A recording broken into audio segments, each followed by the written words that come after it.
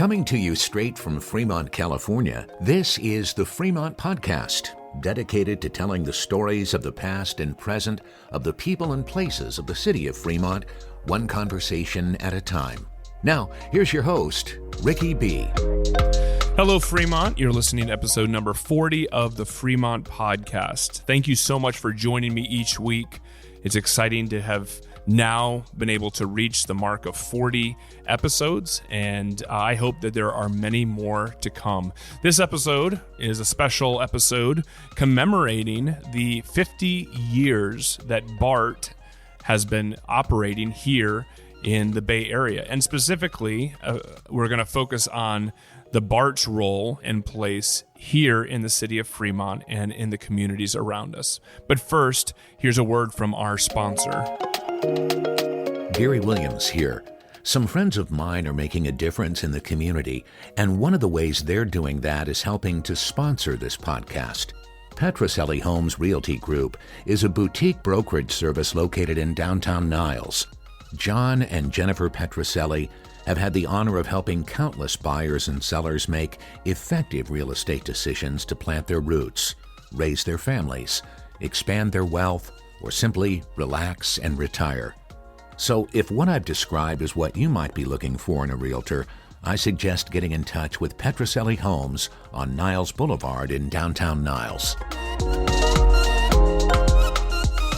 I want to throw out there, too, that whether or not you are interested in buying a home or selling a home right now, Petroselli Homes has a lot to offer on their social media, their Instagram. So if whether or not you're at a point where you can buy or sell a home, I think you should follow them on Instagram because they offer a lot of help for you right where you are. As you know, the BART plays a major role in helping people commute around the Bay Area. And right here in Fremont, we have two major BART stations. We have the one in Warm Springs, which is new, and then we have the other one on Maury, which has been around for a little while. And I don't know what your opinion is of the BART, but it has helped people for now 50 years to travel to and from work and to get to where they need to be. This week, I am joined by the BART director for our district for the city of Fremont, Liz Ames. It's a pleasure to have her on. Here is our conversation. Welcome back. I am so excited to be joined by Liz Ames. She grew up here in Fremont, but more than that, she is the Fremont area director for BART. And this weekend is BART is celebrating the 50th anniversary of BART. And so I am really excited to be able to have a connection with Liz, to have her on the podcast, to hear her story, and to kind of draw our attention to BART and how it served us for the last 50 years so well. So Liz, thank you for joining me on the podcast. Thank you so much. I'm honored to be here. It's an honor to have you. So let's talk a little bit about your time in Fremont. So when did you come to Fremont, and how long have you been here? Well, I was born in San Jose, but after I was 1 year old, my parents moved to Fremont. Okay.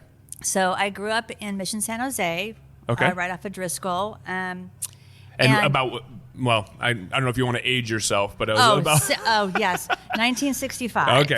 Okay. So I saw Fremont really as a bucolic community, and it started to change. And so we saw a lot of farms and, disappear into subdivisions. But it was a wonderful place to grow up. I mean, we played in trees, and we ate fruit off the trees in the summertime. It was just like being out in the country.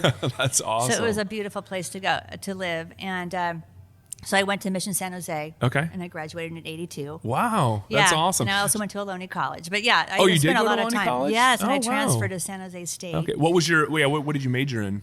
Well, I basically got my degree in civil engineering at San Jose State. But it's funny that you ask, because I changed my major like 6 times because I wasn't sure, like, what makes me, tick. What's going to be the best job for me? And I enjoyed civil engineering. Okay, that's awesome. Yeah. So as a kid, growing up in Mission San Jose with all the orchards and all that stuff, what were some of the things? Are there any specific memories? I know you said climbing trees, and I think every kid should have that memory. But do you have any other memories that you can think of that you had that were just really special? Like maybe there's a place that you drive by, and I know it's very different now than it was then, but a place that you drive by and you just remember something special as a kid happening there.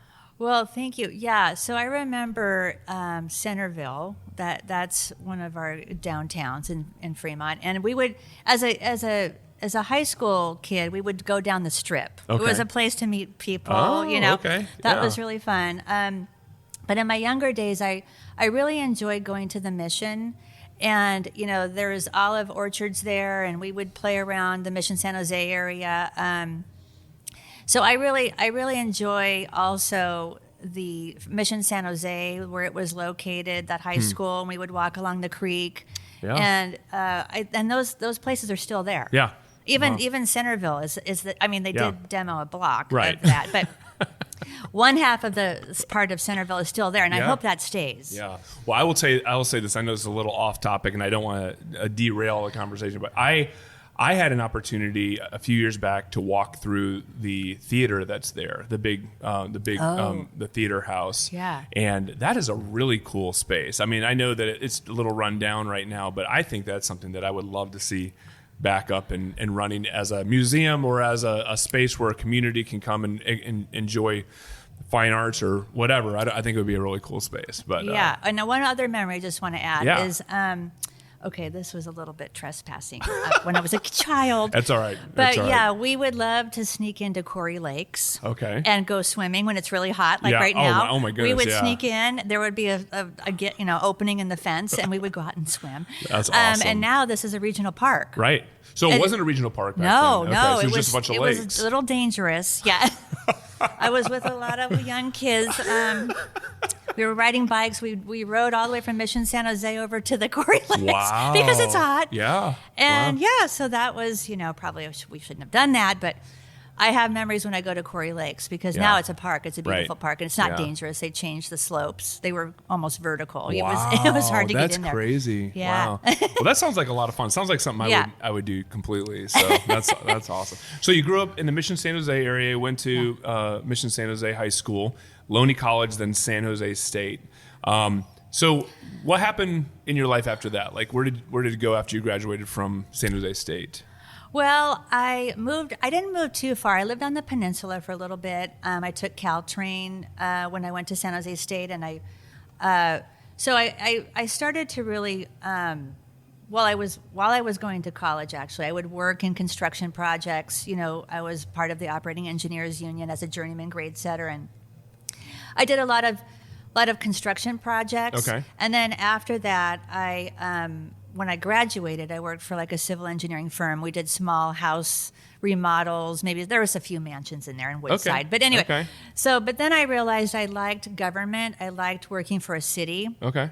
So I worked for Palo Alto. Well, that's a little odd. That's a little interesting. Working like you liked working for a city. Yes. What is it about working for a city that attracted you? Well, because I was in the Public Works department. So Public Works, we do a lot of construction projects that benefit the community. Mm-hmm. So I worked on, things like a pedestrian bridge over Highway 101. That was my last project. But going back, I would work on like a senior center seismic upgrade or a design of a new police building. A design of a tunnel, a pedestrian bike tunnel that went through underneath the Caltrain tracks and connected the two sides of the community. So just trying to make the flow of the city a lot more convenient and a lot better for the city. Yeah, it's really rewarding to see things getting built that benefit the community, and it was just addictive. It was like I loved Palo Alto. I mean, it was just a great city to work for. They had enough money to do these amazing projects, and they're, I really enjoyed my time there. Okay. So I didn't think I was going to land there. Right. But when I started working. Were you living in Fremont still at the time, or did you live in Palo I moved Alto? I moved to the Union City. Okay. And I've been there since the late 90s. It was 93. Okay. Which is really close to Fremont. But Sure. basically, I did that whole commute to Palo Alto. Of course, Palo Alto, unfortunately, was too expensive, even back then. Wow. Yeah. Even back then, it was 3 times the cost crazy. of That's what crazy. was on the And you East said your Bay. mom still lives in Fremont, though, right? Absolutely. She loves Fremont. She'll never move, and especially with this heat. You know, we just love our temperature, our climate. Oh, yeah. It's amazing. The temperature here in Fremont is like you can't beat it anywhere. It's in a beautiful awesome. city too. Yeah. So you worked for the city of Palo Alto, and then let's fast forward to now. You are one of the directors of BART. How many directors does BART have? There's 9. I'm one of 9. One of 9 directors, Yes. and those are geographically placed. Those directors. Okay. Yes. So my district, our district, is South Hayward, Union City, Newark, Fremont, Southern Alameda County, all the way into Sunol, the little town of Sunol. That's in our district. Okay. Which goes through Niles Canyon. Okay. Wow. So, I mean, 50 years. It's been around for a while. I mean, the amazing. BART has been helping serve the Bay Area for 50 years now. And I do know that. I had questions in my own mind about the way BART was going to continue on during COVID, and maybe you can speak to that because I know there was a time where they had cut back their schedule quite a bit, and there was just no one riding, right? So I'm sure that was pretty significant. But how long have you been a director for BART? Well, this is my 4th year. Okay. So I was elected in November of 2018. Okay. So it is elected position. Then. It is. Okay. It's a 4-year term. Okay, so then if you liked what you were doing in Palo Alto so much, and you Yes. liked what you were doing for this city so much, like what Yes. would drive you to be a BART director? I know. I had never imagined this in my entire career. I really feel that BART is it's so integral to our community where I saw, well, first of all, just to step back, I saw a lot of suffering. I saw the super commuting. Trying to get over to Palo Alto took like almost 3 hours. Wow. This is total trip. Like it's a 20-minute totally, drive. yeah. It was with no commute, but Right. it turned out to be like a 3-hour grind, frankly. And you were there for 10 hours, 12 hours sometimes. Depends on what the projects are, what's happening on your workload. But I saw so much suffering of people stuck in traffic, and nothing was really getting solved.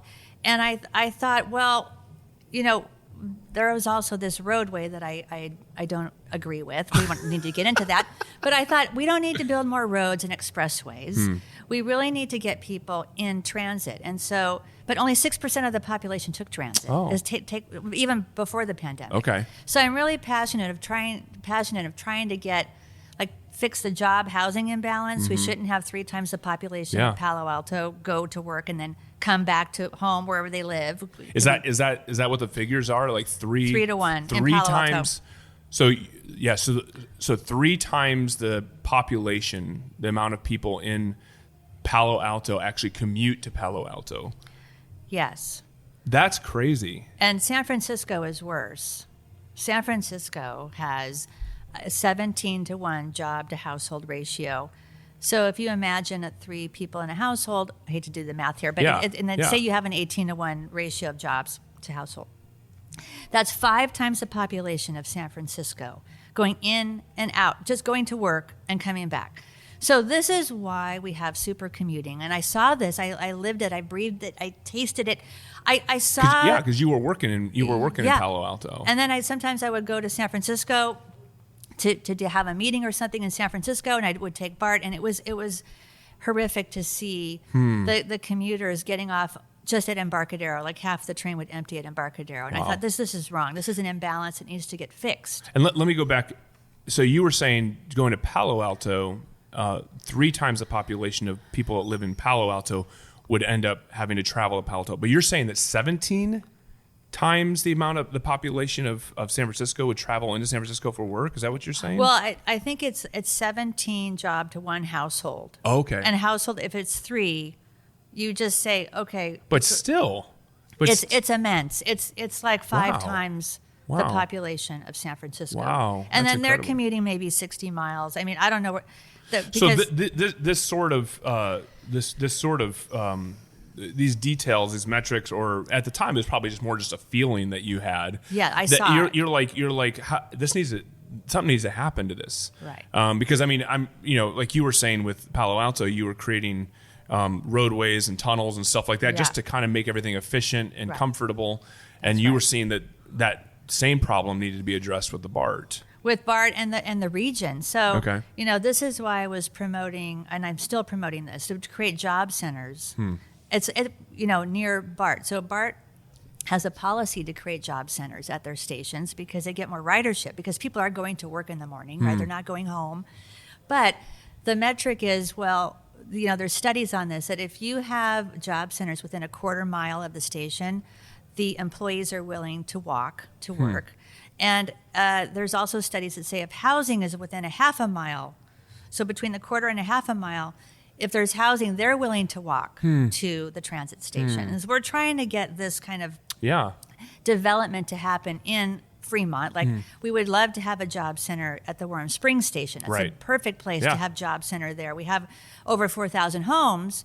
But we need the services. We need jobs. It's not just jobs, but I mean, it's like grocery stores, these kind of services and the whole jobs. Infrastructure. Yeah, to have a workforce, an active workforce there. So as a BART director, I'm not even sure what roles you or what abilities you have as a BART director. So it sounds to me like, I mean, when I think of a BART director, I think of like just keeping the train on the tracks and kind of like keeping people in and out. That's a big part. Yeah. The ridership experience is another thing I'm focusing on. Yeah. We just talked about the long-term issues that I saw. But do you have, as a BART director, do you have a say or do you have influence as to what happens around those stations and in those communities? Yes. So, we approved a transit-oriented development policy. We updated this to include housing. But my role is to educate, like we're doing today, talk about we don't need just housing. We need a workforce around BART, because BART's ridership has changed. Right. So people are telecommuting. So we need to reinvent our ridership model, right? Because the pandemic really was a game changer for quality of life, frankly, because people can work from home. Sure. And people didn't have enough time at home to spend with their families. Right. So this was a huge quality of life change, which I totally embrace. Sure. I was praying for this moment that we could work from home. Okay. Yeah, that's great. Hard time. That's great. Yeah. But just to think about, a new ridership model, it does hone in on this idea of like what you were saying. It's like a community. We want community, like a transit village, around our stations. Okay. So they're active places. We got workforce. We got people living there. We got people, living, working, recreating. They could go on a trail from BART. I guess I have made some strides in that. Yeah. It's hard to get this to change because people think housing is the only thing we're concerned with. But it's where the housing goes. Huh. That's cool. So yeah, and I'm thinking too, as you were talking about this, it's making sense to me, because I'm thinking, I had the opportunity of visiting, like, say, Facebook campus, because I have friends that live there, and one of the things that I see there is that they have, there's housing that they have close by for people that work at Facebook. They also have on campus, they've got like a bike shop, and they've got a woodworking shop, and they've got restaurants, and the food is free for the employees that work there, and so on. And I know this is true for probably a lot of the different campuses, whether it's Google or Apple or whatever. But it seems to me like there's the infrastructure within that business or within that organization is such that a person who's working for that company doesn't have to really even go anywhere, because they have everything really provided for them at their fingertips. So I'm using that to say it's that experience of going to Facebook and seeing the way that they have everything set up there.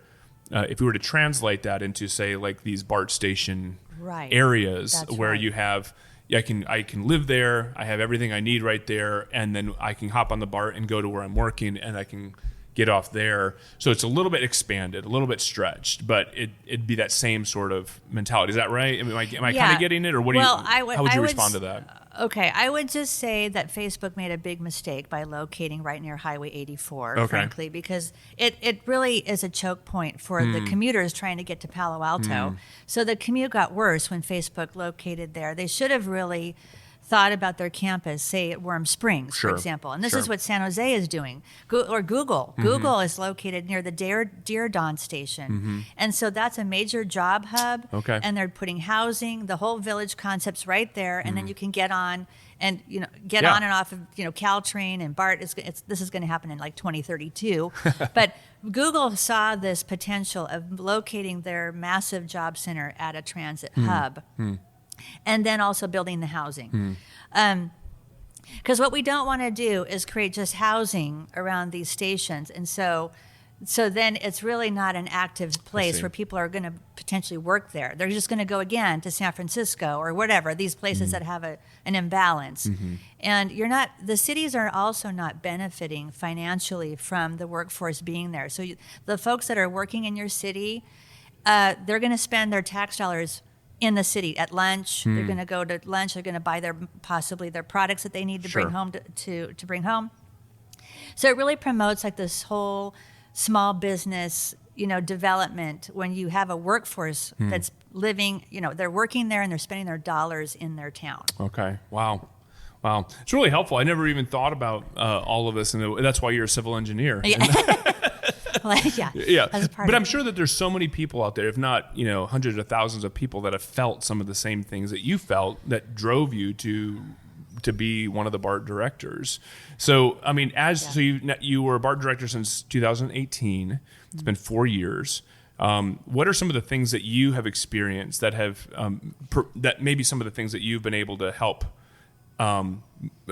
happen within all of these, to help offset some of these deficiencies or struggles or whatever? What are some of the things you've done in the last 4 years to kind of help fix that? I mean, I can't remember. When was the Warm Springs station to open? When did that open? Oh, I think that was 2017. Okay, so it was before you got on there. But I know that's been a big thing, at least for the city of Fremont. Yes. City of Fremont, Huge. That's been kind of like a notable part of the BART connection in Fremont. But what are some of the other things that you've experienced, some of the things that you've done over the last 4 years? Well, I would like to just, that's a great question, because what I did is I focused on the rider experience.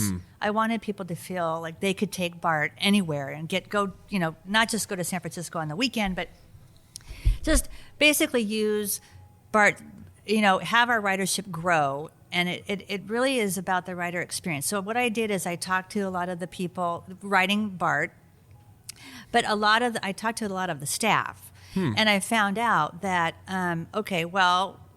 the staff thinks we need to bring in the power washing the stations and cleaning that. Yeah, because I'm sure they get filthy. Yeah, they get filthy, and I found out that our stations weren't getting power washed. They pulled a lot of the resources to the San Francisco big city areas, rightly so. I mean, they're dirty, but they pulled the plug on power washing of our stations. So I'm trying to promote that on a quarterly basis. But the big battle was I hate to say it like this, but it was kind of the lawlessness at the stations. I felt uncomfortable. The staff feels uncomfortable when people are jumping over the gates. The riders don't like this either. Yeah, totally. They jump over the gates. They go through elevators that are not enclosed. So I learned that, my gosh, this needs to be a top priority. So I tried to push that on my first year. I tried to say, let's enclose a couple of, the Coliseum and the Bayfair elevators. I found out from the former chief of police, they said that was the worst. Those are the worst stations where fare evasion's happening. And I had tried to get the fare gates as part of this plan, this $2 billion budget that we were going to deploy. I wanted to get the fare gates in there as part of the plan. And I couldn't get it with the BART board, so I didn't approve the budget the first year, which I knew was going to get approved. Right, it's $2 billion. They're going to approve this. Yeah. But there was no project list. There was no game plan for the fare gates and closing the elevators. So I'm sorry, I don't want to interrupt you, Sure. but let me just ask. So you started off by saying that you started asking employees, like the chief of police or different. Yeah. I mean, has that not been done before? I mean, like, I would imagine they're the ones that are on the ground all the time. Like, they're the people that are actually doing the jobs. Like, is that? I mean, why would they not have that in a $2 billion budget? I know. I don't understand. This is why I thought, well, this is your frontline staff telling me what they need to do their job and what they feel uncomfortable about. So the staff would tell me they've never had anybody ask them these questions. And it kind of goes to this podcast where you're interviewing people and you're trying to find out their stories. Yeah. It's just the same thing that I did at Okay. BART. I Yeah. traveled the system. I found out what these issues are, and then I brought them to the table. And then it just didn't resonate with the board or the leadership, the staff leadership. Okay. So what I did is I didn't approve the first budget, and then I did an op-ed piece, an opinion piece about why I didn't approve the budget. And then, which would be, I wanted to put in the fare gates and close the elevators to stop fare evasion. And then the press got a hold of this, and they started interviewing their own. They started doing one-on-one interviews with passengers, and sure enough, the people spoke out, and they said, "We want this." Wow. And then it became a BART priority. Okay. Wow. So this is what So I you learned. you started this whole thing within the first year Yes. that you were a director, and then it kind of stirred the pot a little Stirred the bit. pot. I feel like I spearheaded this Yeah. effort, but now it's a priority, Okay. and we're starting to fund this. That's awesome. I mean, so we're going to be deploying we're actually opening up.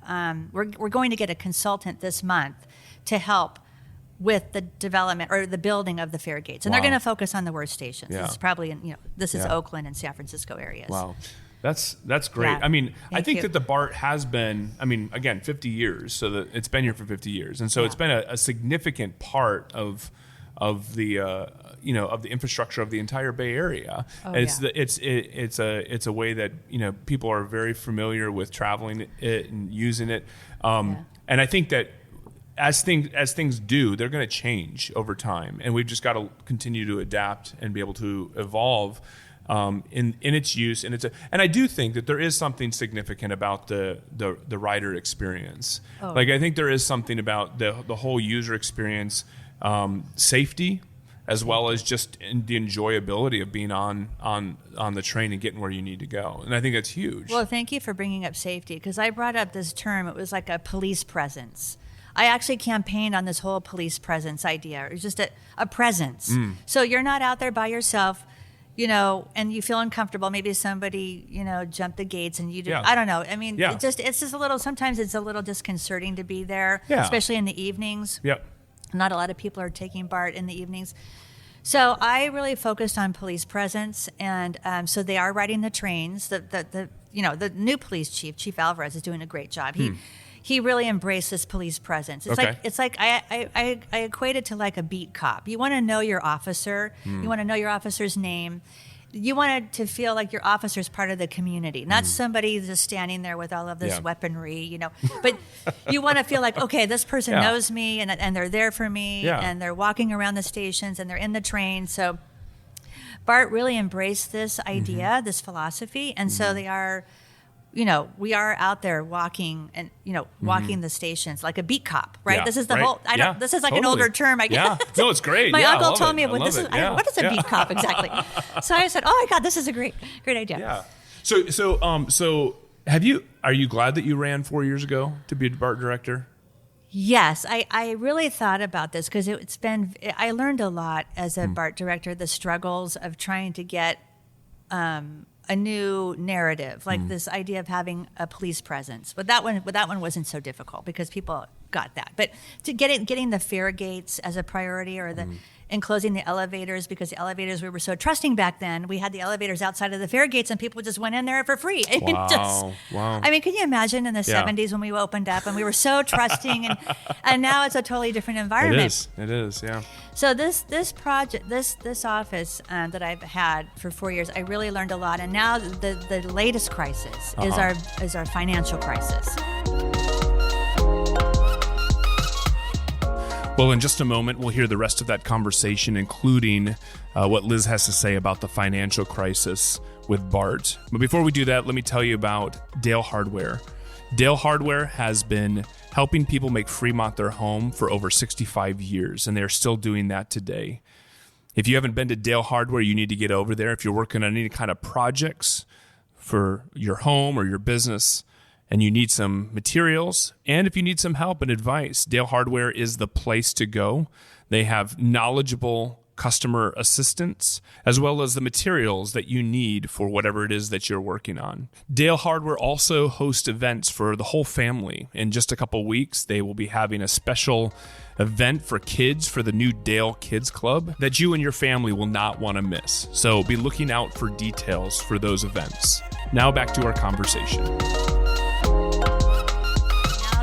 The latest crisis is our financial crisis. Okay. So we are, we got this extraordinary amount of federal stimulus funds, emergency funds. It was over $1 billion to keep the trains running. Wow. I was interested in the effect that COVID had on it, and maybe you're getting to that. But Thank you. I'll let you finish what you're saying. But I would like to know how COVID has affected the BART and how it's functioned and all of that. So the thing that's the issue now is the financial piece. Yeah, so we want to improve the rider experience, but right now we have a financial cliff in 2025.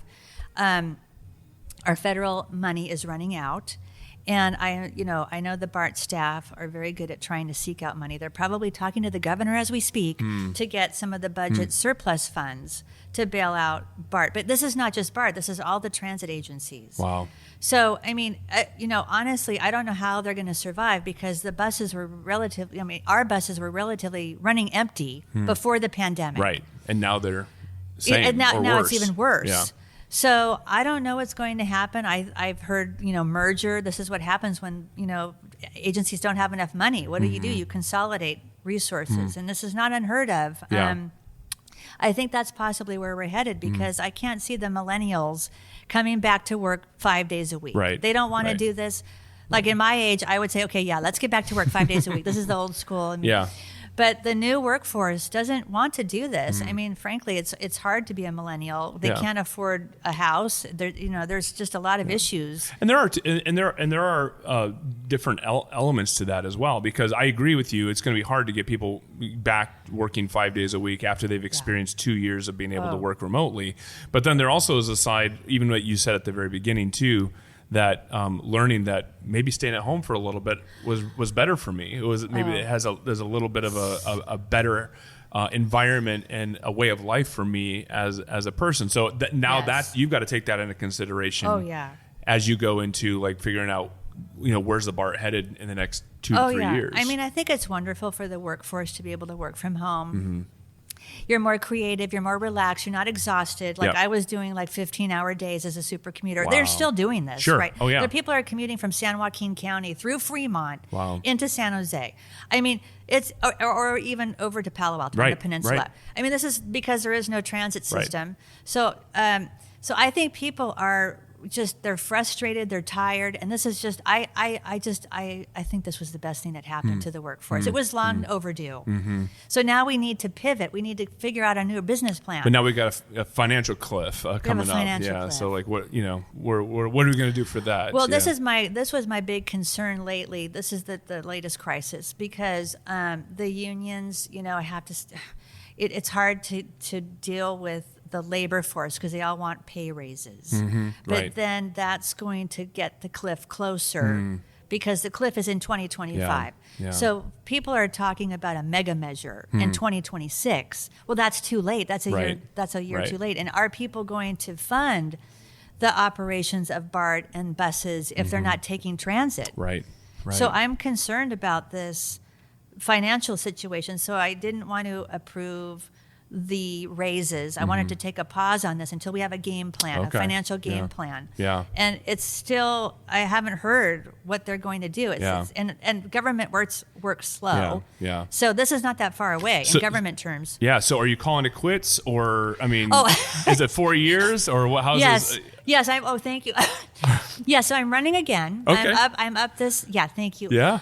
Thank you. So I'm up again. I really think this is pivotal. I just got an endorsement from the Mercury News and the East Bay Times. Wow, that's awesome. Thank you. It was a wonderful endorsement, and I'm honored. I'm honored to be your director. But I think what they were honing in on was, my attention to this. I called attention to the fiscal cliff. Okay. It's in 2025. Okay. We have no plan. Yeah. And also the other issue that they caught on in my interview with them was I predicted that we would not bounce back. in the COVID crisis. I said, this is a worldwide impact. Yeah. People are, the ridership is not going to be this V-shaped recovery. It's going to go on and on like an L shape, or they call it a Nike swoosh or something. I don't know, some weird swoosh. Yeah. But basically, I thought we were going to struggle for years. And so but I couldn't get the board or even the consultants to agree to this. So all the transit agencies piled in all of this federal emergency money, and they supported empty trains. And I thought, oh my gosh, this is our chance to really use this money wisely and spread it out further, extend the fiscal cliff, not cliff. So I think when I was interviewed, with the East Bay Times, they recognized that. They saw that I tried to do this.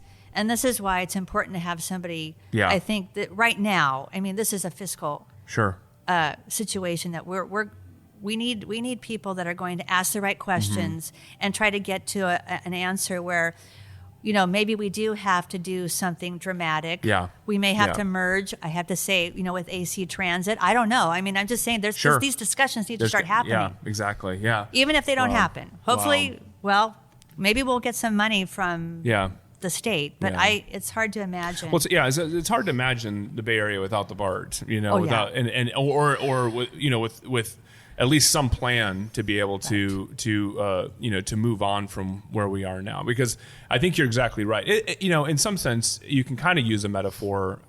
I mean, if somebody goes through a serious medical condition like a stroke or something like that, like they're forever impacted. Like they're not going to be the same. And so there's a sense in which they've got to learn how to adjust, how to recover, how to be able to have a plan for whatever the changes happen to their body.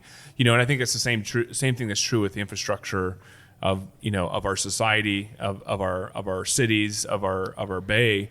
We've been through a very, very big crisis, and there's a handicap that's come, and there's a bit of a paralysis that's involved as well. And so we've got to figure out how to respond to that, and how are we going to move forward, given the circumstances. Well, this is why I think the bus system is integral to our adaptation, to your point about this medical... The metaphor, the metaphor. Because buses are very nimble. They can flex around. They can take different routes. BART can't take a different route. It's a lot of infrastructure in the ground that's not moving. It's very expensive to operate. So we need to somehow figure out a way to get the regional bus system to work. That to me would be a great idea. Like I've proposed bus on shoulder. This is in San Diego. San Diego did this started this about over 10 years ago. And essentially when the traffic reduces down to 35 miles an hour on the interstates, the buses can go on the shoulder and pass the traffic. So that's a regional bus solution. And then even our AC Transit system here in Fremont, trying to get buses to take people to work in the morning, focusing on maybe these micro transit options. You see these little shuttles being experimented with, these little shuttles, almost like a paratransit kind of shuttle. And they can take folks to work. And so these buses aren't just going around empty. And then, of course, you have to serve the underserved. So that those folks might be able to do something with a microtransit option as well. Like they can call for service, just like you have the Uber, kind of idea where people come and pick you up. But you need to pick up more than one passenger. That's the problem with the bus system. Wow. Well, I tell you what, I had the privilege of talking with you for over an hour before we started even recording. It was amazing. I loved our conversation. Thank you. And I will just say, we've been able to record, a half an hour of a conversation here between us.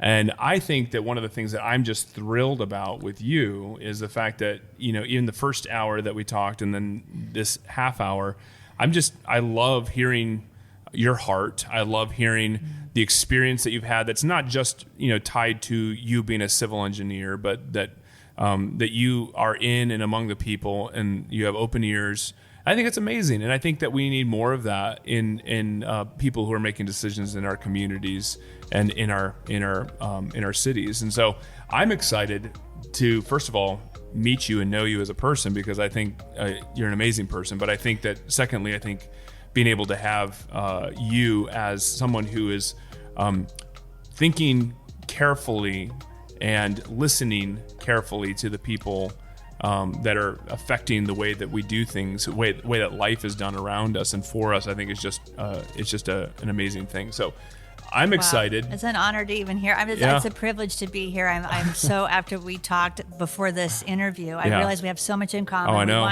We want Fremont to be the happiest city. Yeah, absolutely. It's Wallet community. Hub said it was the happiest city in America, and people have their doubts, but I think it could be. I think it can be. And I think there's so many things that we have going for us that could make it that way. So I'm excited to hear that we have you already on the ground working for us in the BART in the BART system, and I'm excited. I hope that as you run for another 4 years as a BART director, I hope that that you get the opportunity to do that. I think it'd be great. Thank you, Ricky. I appreciate all the work you do in the community. I'm stunned at your level of knowledge of our community and trying to promote small businesses. It's just integral to bringing everybody together and getting to know each other more. So awesome. Thank you for that. Thank you for that. Yeah, so if you're interested in knowing more about Liz, you can look at her website. It's www.ames, A-M-E-S, for the number 4, change.com. So ames4change.com, and you can learn more about her.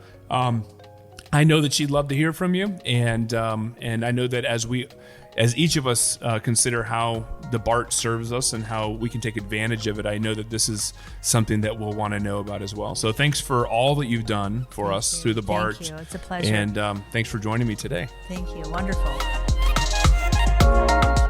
You've been listening to the Fremont Podcast. Be sure to subscribe wherever it is that you listen so you don't miss an episode. And if you're so inclined, leave a kind review so that others can find the podcast. To stay connected with us, you can find links to our social media and other content at thefremontpodcast.com. This episode was hosted, edited, and produced by Ricky B. Music provided through Soundstripe.com. I'm Gary Williams. Join us next week on the Fremont Podcast. Muggins Media.